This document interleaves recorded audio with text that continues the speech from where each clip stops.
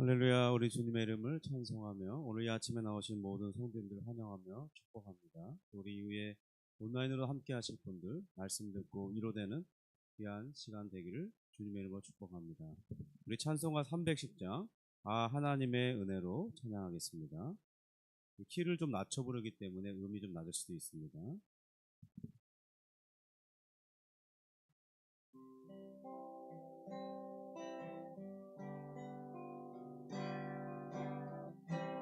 하나님의 은혜로 하나님의 은혜로 있을 데 없는 자 왜 구속하여 주는지 난 알 수 없도다. 내가 믿고 또 의지함은 내 모든 영평 아시는 주님 늘 보해 주실 것을 나는 확실히 아네. 왜 내게 굳세 믿음과 또 복음 주셔서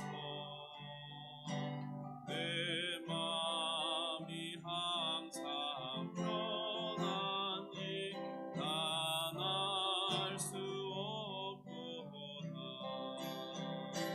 내가 믿고 또 의지함은 내 모든 형편 아시는 주님 늘 보해 주실 것을 나는 확실히 아네. 왜 내게 성령 주셔서 내 마음 감동해. 주 예수 믿게 하는지 난 알 수 없도다. 내가 믿고 또 의지함은 내 모든 영평 아시는 주님 늘 보해 주실 것을 나는 확실히 아네.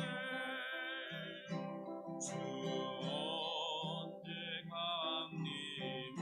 강림하실지 목밤의 홍낮에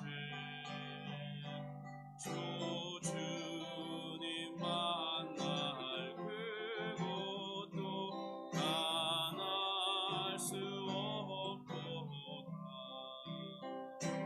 내가 믿고 또 의지함은 내 모든 영평 아시는 주님 늘 보해 주실 것을 나는 확실히 아네. 내가 믿고 또 의지함은 내 모든 영평 아시는 주님 늘 보해 주실 것을 나는 확실히 아네.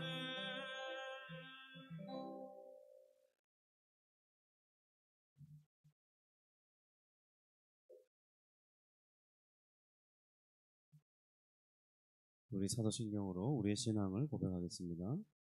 전능하사 천지를 만드신 하나님 아버지를 내가 믿사오며 그 외아들 우리 주 예수 그리스도를 믿사오니 이는 성령으로 잉태하사 동정녀 마리아에게 나시고 본디오 빌라도에게 고난을 받으사 십자가에 못 박혀 죽으시고 장사한 지 사흘 만에 죽은 자 가운데서 다시 살아나시며 하늘 오르사 전능하신 하나님 우편에 앉아 계시다가 그리로서 산자와 죽은 자를 심판하러 오시리니 성령을 믿사오며 거룩한 공예와 성도가 서로 교통하는 것과 죄를 사하여 주시는 것과 몸이 다시 사는 것과 영원히 사는 것을 믿사옵나이다.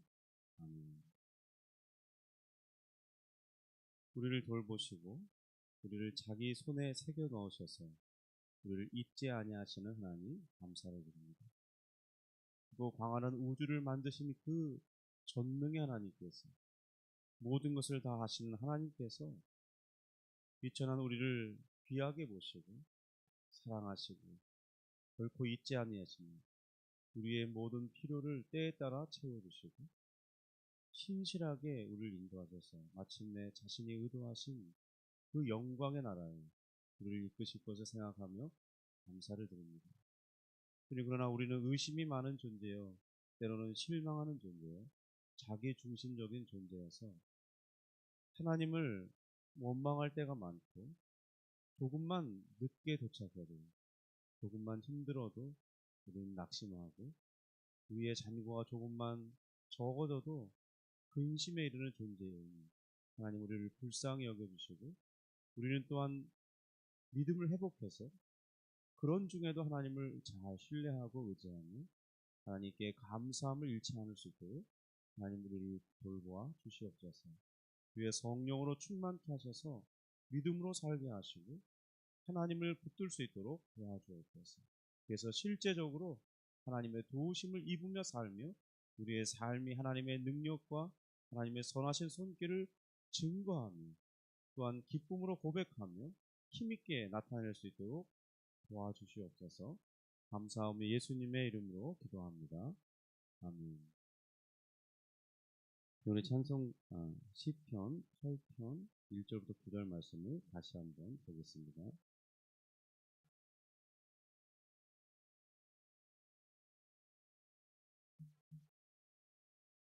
우리 시편 8편 1절부터 9절입니다.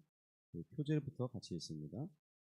다윗의 시 인도자를 따라 깃딧에 맞춘 노래.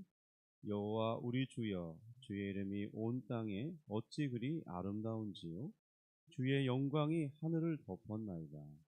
주의 대적으로 말미암아 어린 아이들과 젖먹이들의 입으로 권능을 세우시며 이는 원수들과 보복자들 잠잠하게 하려 하심이니이다. 주의 손가락으로 만드신 주의 하늘과 주께서 베풀어 두신 달과 별들을 내가 보오니 사람이 무엇이기에 주께서 그를 생각하시며 인자가 무엇이기에 주께서 그를 돌보시나이까. 그를 하나님보다 조금 못하게 하시고 영화와 존귀로 관을 씌우셨나이다. 주의 손으로 만드신 것을 다스리게 하시고 만물을 그의 발 아래 두셨으니 곧 모든 소와 양과 들짐승이며 공중의 새와 바다의 물고기와 바닷길에 다니는 것이니이다. 여호와 우리 주여, 주의 이름이 온 땅에 어찌 그리 아름다운지요. 아멘.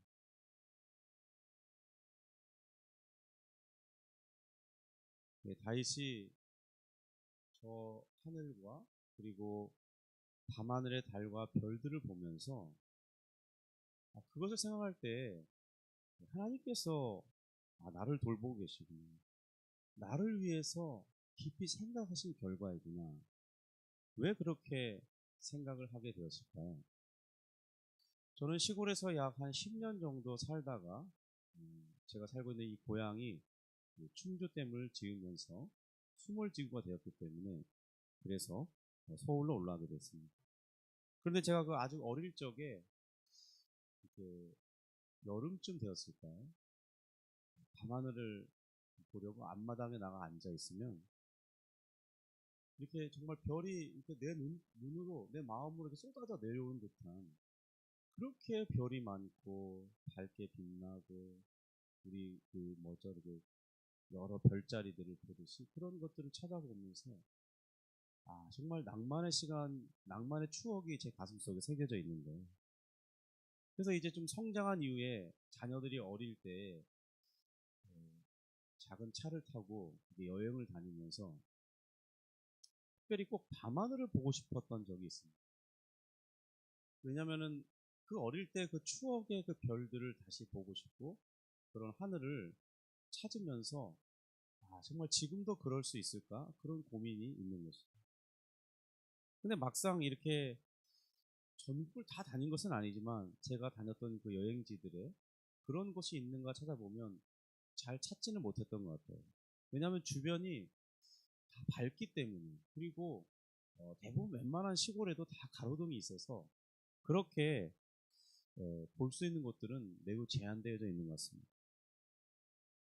그래서 이제는 그렇게 직접 찾아가기보다는 인터넷에 있는 이 사이트 허블 망원경이나 제임스 웹 망원경에서 촬영한 것을 이렇게 올려놓는 그런 우주의 천체에 관련된 자료들을 가끔 보기도 합니다. 저는 그때마다 이 하나님을 더욱 경외하게 되는 그 경외심을 가지게 되는데 아마 다윗도 단지 그 이스라엘의 유대 광야에서 양들을 치면서 보았던 그 하늘, 때로는 이 도망자로서 13년을 도망 다니면서 유대 광야나 또 여러 다른 지역들에서 밤하늘에 잠이 안 올 때 쳐다볼 때 그 은하수가 쏟아질 것 같은 그런 모습을 보았을 텐데 사실 지금 이 과학이 발달해서 지금 지구 위에 그러니까 우주 공간에 그 망원경을 띄워놓고 이 저 더 먼 정말 우리가 갈 수도 없는 그 먼 곳에서부터 오는 그런 별들을 또 수많은 은하계들을 촬영해서 보여줄 때 사실 다윗이 본 그 은하수는 우리 은하의 한 단면만 보았을 것인데 그래도 그 모습은 얼마나 아름답고 셀 수 없이 많은 별들로 인해서 압도되는지 어쩌면 지금 과학의 발달로 다윗이 본 그 하늘보다는 비교할 수 없이 더 큰 우주를 탐험할 수 있고 그런 것을 보여주지만 다윗이 가졌던 그 경외감, 그 장엄한 광경에서 보는 그 압도되는 것, 다윗보다 더 컸을까요? 하나님을 믿지 않는 사람들이야 그저 엄청난 우주가 이 수백만 년 전에 빅뱅 사건으로 인해서 생겨났고 지금의 이렇게 크기처럼 계속 더 확장되고 있다고 주장하지만 하나님에 대한 믿음을 가진 사람들이라면 그것을 보는 해석이 전혀 다르다는 것입니다. 그것은 바로 그 우주를 창조하신 그 하나님, 그 하나님은 어떤 분이신가를 생각하게 한다는 것입니다. 야, 저렇게 큰 우주를 그 하나님이 창조하셨어? 야, 그렇다면 그의 능력은 얼마나 대단한 것입니다. 그가 손으로 일일이 만든 것이 아니라 말씀 한마디로 창조했단 말이에요. 그렇다면 그 우주를 만드신 하나님은 우주를 초월해 계시겠지? 그리고 또 우주를 창조하셨다면 그 우주를 지금도 관장하고 다스리는 분이시겠지?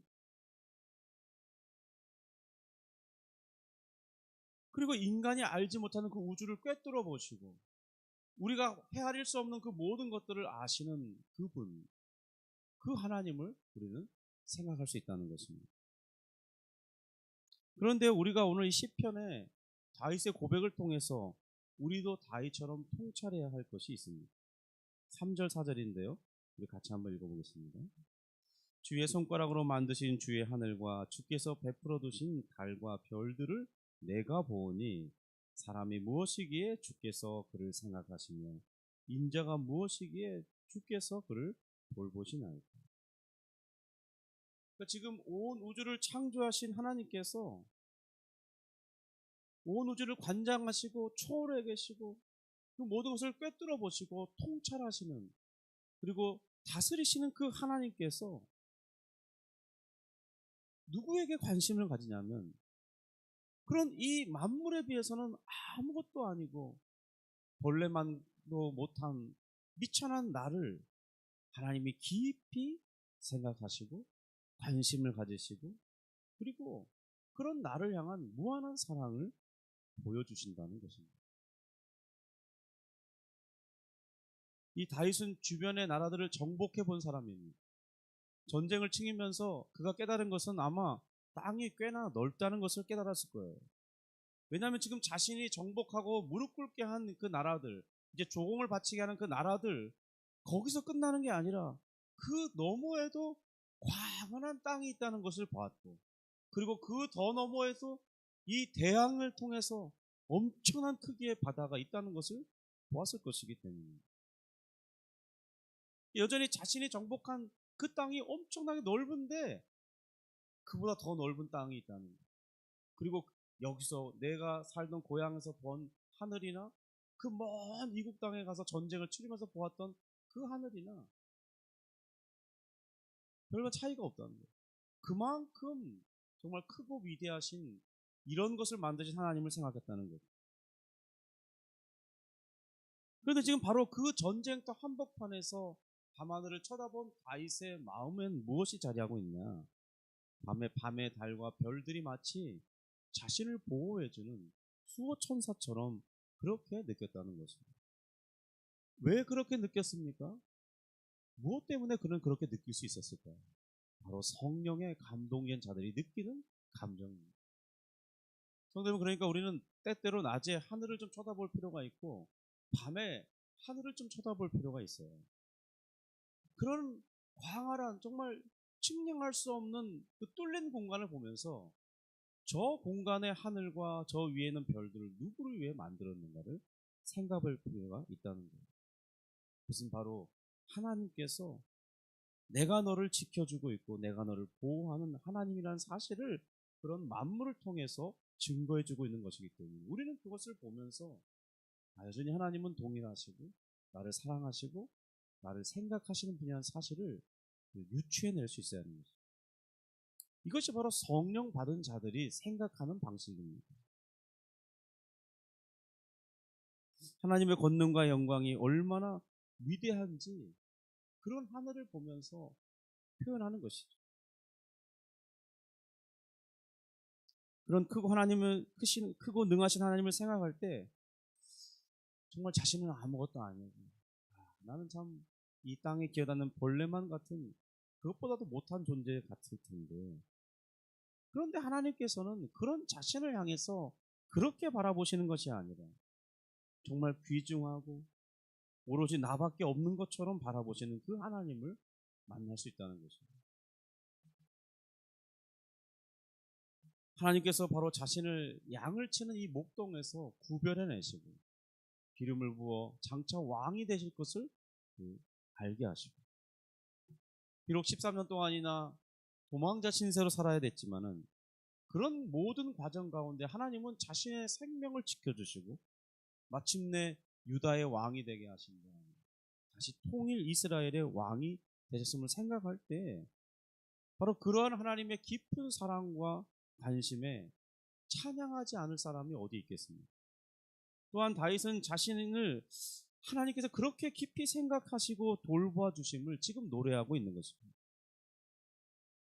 자신을 잊지 않으시는 그 하나님을 힘있게 찬양하고 있는 것이죠.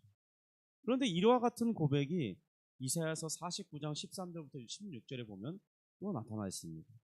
제가 한번 읽어볼 텐데요. 이사야서 49장 13절부터 16절입니다. 하늘이여 노래하라, 땅이여 기뻐하라, 산들이여 즐거이 노래하라. 여호와께서 그의 백성을 위로하셨은즉 그의 고난당한 자를 긍휼히 여길 것입니다. 오직 시온이 이르기를 여호와께서 나를 버리시며 주께서 나를 잊으셨다 하였거니와 여인이 어찌 그 젖먹는 자식을 잊겠으며 자기 태에서 난 아들을 긍휼히 여기지 않겠느냐. 그들은 혹시 잊을지라도 나는 너를 잊지 아니할 것이라. 내가 너를 내 손바닥에 새겼고 너의 성벽이 항상 내 앞에 있나니.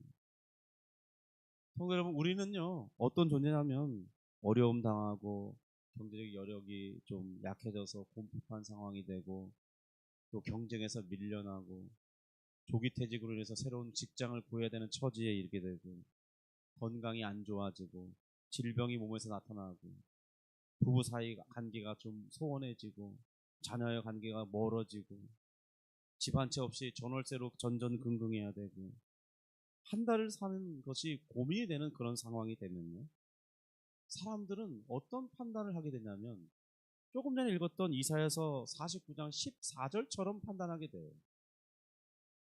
아, 이제 하나님께서는 나를 버리셨고 주님께서 나를 잊어버리셨나 보다. 그렇게 쉽게 결론 내린다는 겁니다. 그렇지 않습니까? 누구든지 내가 이런 참 열악한 상황이 됐는데 그런 상황 가운데서 이렇게 생각하지 않을 사람이 몇 사람이나 있겠습니까? 혹시 하나님을 믿지 않는 사람일지라도 가정할 때 만약 하나님이 계시다면 자신은 그런 하나님께 버림받았다고 생각하는 게 쉽다는 겁니다. 그런데 하물며 하나님을 믿는 사람들이야 얼마나 더 그렇게 생각할 수밖에 없는 환경입니다. 그런데 우리가 기억할 게 있어요. 이것은 시험이라는 겁니다. 자신의 마음에 들리는 그 소리는 하나님이 나를 잊어버리셨고 나를 버리셨다고 생각하는 그 소리는 참된 진실의 소리가 아니라 자신을 올무에 걸려 넘어지게 하려는 사탄의 속삭임일 수도 있다는 겁니다.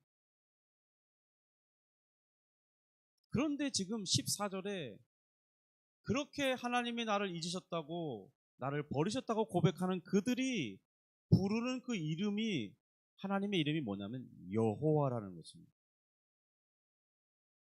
성도 여러분, 여호와의 이름은 언약을 맺으시는 하나님이십니다. 언약의 신실한 하나님이라고 부르는 이름이 여호와예요. 그 하나님은 자신의 백성을 결코 버리지 아니하시고 구원해 내시는 하나님의 이름이 여호와예요. 그런데 지금 너무나 난센스 아닙니까? 여호와께서 나를 잊어버리셨고 나를 버리셨나 보다.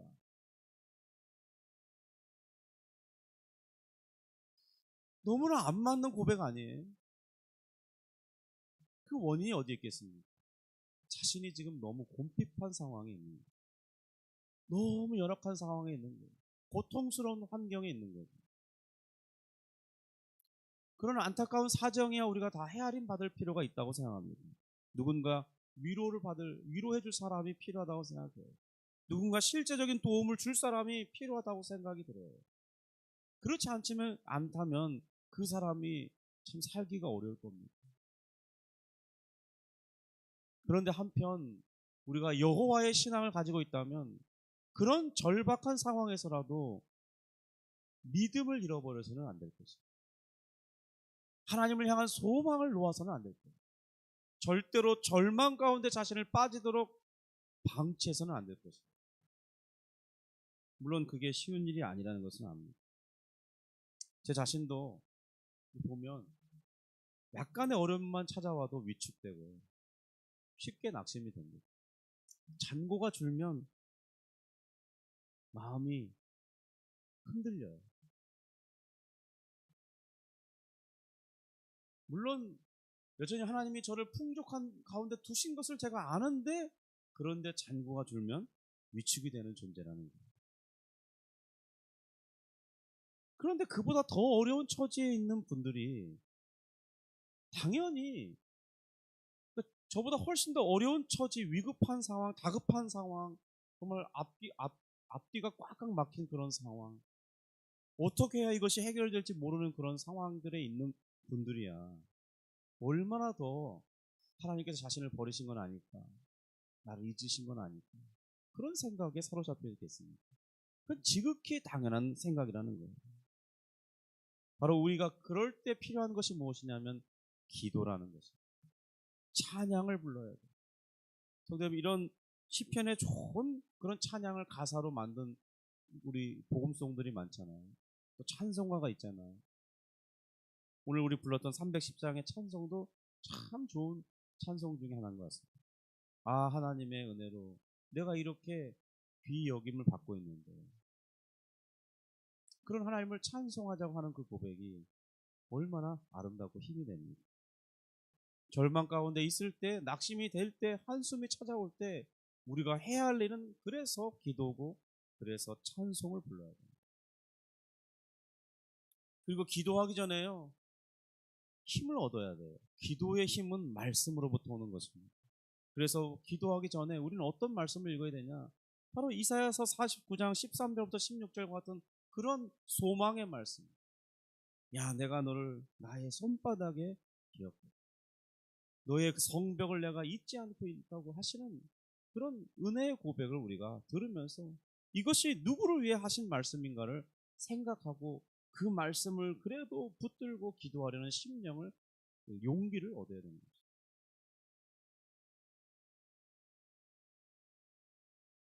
고난당자의 이 낙심에 대한 고백에 또 깊은 한숨 소리에 대한 하나님의 응답이 무엇이냐? 바로 오늘 조금 전에 읽었던 이사야서 49장 13절부터 16절과 같은 말씀이랍니다. 특별히 15절부터 16절에 이렇게 설명하지 않습니까? 아이를 잉태하고 고통 가운데 출산하는 그 어미가 그 아이를 젖을 먹이고 있는데 그 젖 먹이는 아이를 어떻게 잊어버릴 수 있겠냐는 거죠. 또한 자기 태에서 정말 그렇게 고통 가운데 출산한 그 아이를 향한 긍휼의 마음이 어떻게 멈출 수 있겠냐는 겁니다. 그런데 이 혹시 아이를 품은 이 어미일지라도 너무 극심한 어려움에 처하며 너무 심각한 낙심되는 이 환경 가운데 처하게 되면 자기 힘으로 손써볼 수 없는 그런 상황에 이르게 되면 자신의 태에서 나온 아이를 잊을 수도 있다는 겁니다. 그런데 이것은 흔하지 않은 일이라는 거예요. 혹시 그럴 수도 있지 않겠느냐라는 질문은 그럴 수 없다는 거예요. 그런데 만약에 그런 상황이 있을 수도 있는데 거의 발생하지 않을 일이지만 그런 일이 일어난다고 할지라도 한 분 하나님, 여호와라 불리는 그 하나님은 결코 우리를 잊지 않으신다는 거죠. 그 어미가 그 아이를 잊을 수 없는 것이 너무나 지극히 당연한 처사인 것처럼 그보다 더 하나님 우리를 깊이 생각하시고 우리를 결코 잊지 않으시고 버리지 않으시는 분이에요. 왜냐하면 하나님께서 바로 우리를 자기 손바닥에 깊이 새겨 넣었기 때문에. 이 새겨 넣었다는 이 표현이 마치 우리 이렇게 손바닥에 지문이 지워지지 않는 것처럼, 혹은 상처가 났을 때 이 흉이 사라지지 않는 것처럼, 이 손가락에 이 칼에 빈 깊은 상처가 있는데 마치 이 상처의 흔적이 그 절대로 칼에 비었다는 그 기억을 잊지 못하게 하는 것처럼 하나님께서 우리를 자기 손바닥에 새겨 넣었다는 거죠. 바로 하나님께서 우리 성도님 한 분 한 분을 그렇게 바라보고 계시고 우리를 찾으시는 하나님이라는 사실을 기억해야 할 것입니다. 다윗도 정말 많은 어려움에 처했던 사람이잖아요. 그런데 그가 과거로부터 지금까지 자신을 이끌어 오시고 그리고 복되게 하시는 그 하나님의 은혜를 바라보고 있었습니다. 오늘 시편의 이 8편의 내용들은 바로 그런 자신을 인도하신 하나님을 보니까 너무나 감격스럽고 그런 하나님을 찬양하고 있는 것입니다.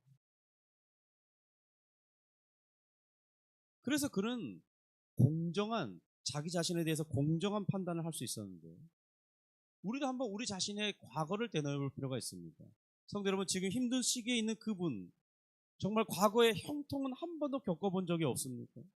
어려움 가운데서 구원받아 본 경험이 없습니까? 그때마다 하나님의 도움이 있지 않았었나요? 제 자신을 돌아보니까 그런 시절이 많아요. 거의 대부분이 참 어려운 시기에서도 일어날 수 있었고 때때로 정말 기가 막힌 도움을 받아서 살 수 있었고 숨을 쉴 수 있었고 정말 신실하신 하나님의 은혜가 있었다는 것입니다. 그런데 지금 이 어려운 일이 찾아오면 그 모든 과거의 은혜를 하나님의 도우심의 사건까지 싹 몽땅 다 잊어버리는 거예요. 마치 그런 것은 한 번도 없었던 것처럼 생각해버리는 거예요. 그건 우리의 공정한 판단이 아닙니다. 이 감정이 우리를 속이고 있는 것입니다. 원망의 마음에 사로잡히면 감사가 사라지는 겁니다.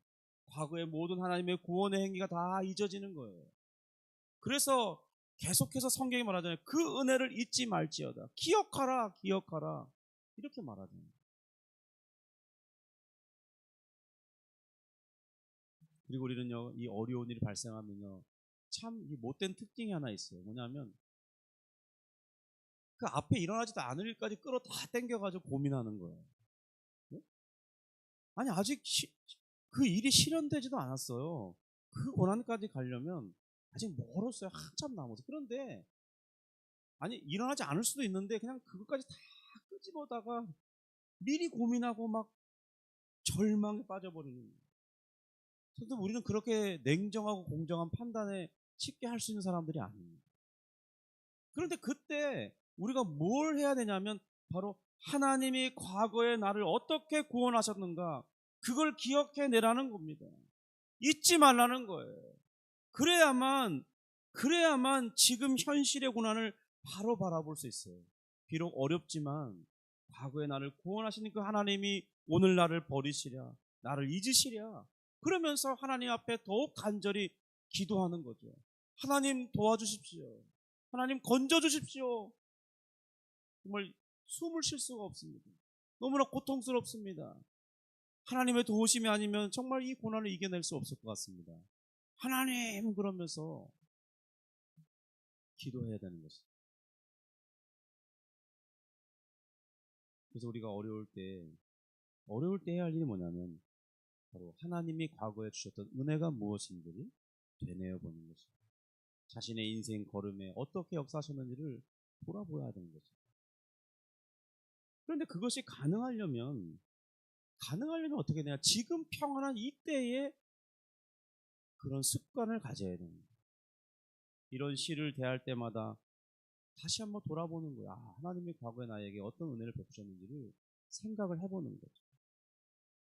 그 은혜를 누렸을 때가 얼마나 좋았는지를 감사하는 삶을 살아야 돼요.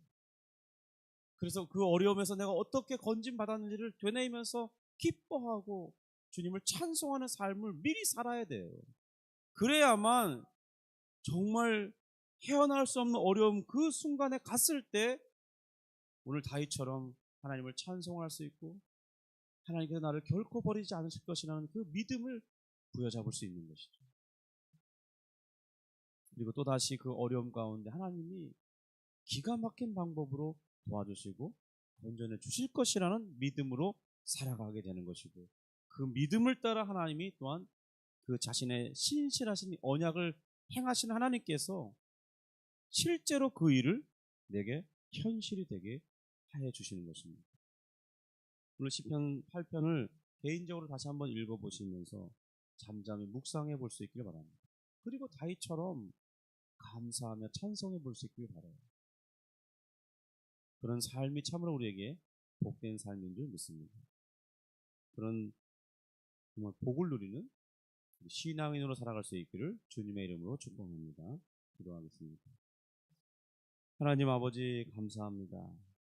우리는 하나님께 잊어버릴 수 없는 존재, 버려질 수 없는 귀한 존재임을 고백합니다.